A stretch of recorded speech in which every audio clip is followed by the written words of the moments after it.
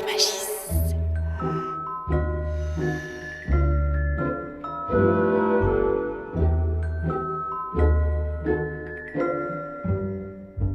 La vie, c'est comme un bon breuvage, avec une grosse poignée de nature, des épices pour le voyage, un zeste de peps, du sel pour relever notre quotidien, beaucoup de sel, et du piment pour la passion.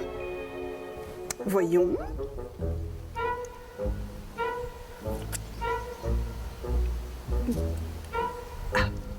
Passons au bricolage. Une salière dans une salière ou décor de table en papier plié. Prenons de la pâte qui sèche à l'air de type pâte porcelaine autodurcissante.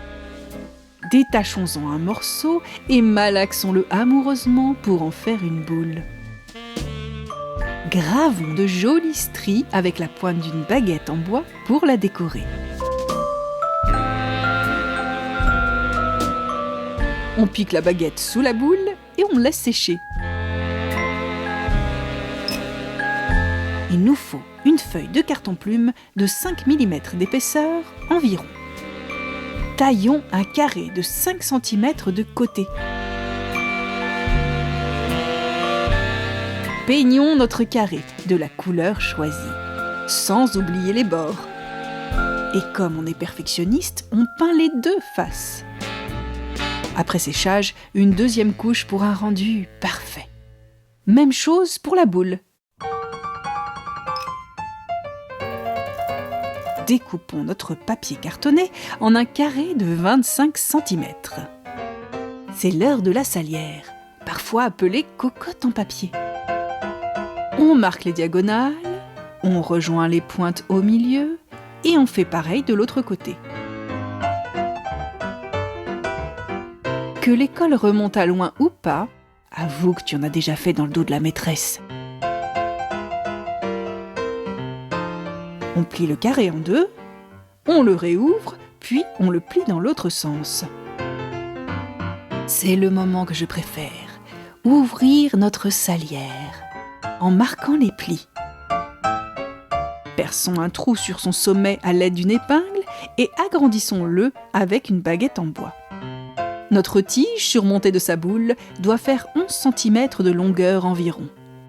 D'ailleurs, n'hésite pas à fixer la boule sur sa baguette avec de la colle forte si nécessaire. Marquons d'un X le milieu du carré et faisons un trou à l'emplacement indiqué, en faisant bien attention de ne pas traverser la couche du dessous. On agrandit le trou avec notre baguette coupée qu'on va ensuite enfiler dans la salière. On met de la colle et on fixe la baguette bien droite. Transperçons les 4 cônes de la salière avec des épingles qu'on enfonce ensuite dans les 4 coins du carré à 1 ou 2 mm du bord. Un peu de colle forte, tirons les épingles en dessous et une fois sec, coupons à la pince ce qui dépasse en maintenant bien l'aiguille entre nos doigts. Et voilà! Un assortiment de sel ou d'épices sera du plus bel effet sur notre table. Pour un style plus doux, on peut arrondir les pointes. Que vas-tu mettre dans ta salière? Pour la fleurir, déposons un morceau de mousse de fleuriste dans un bout de plastique et plantons-y des fleurs. N'est-ce pas ravissant? Laisse les saisons t'inspirer et trouve des déclinaisons à tes salières.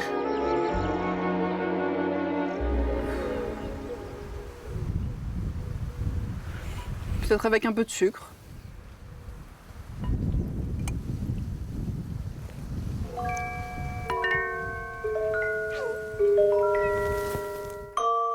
Je te promets de ne jamais faire de tuto de cuisine. Abonne-toi!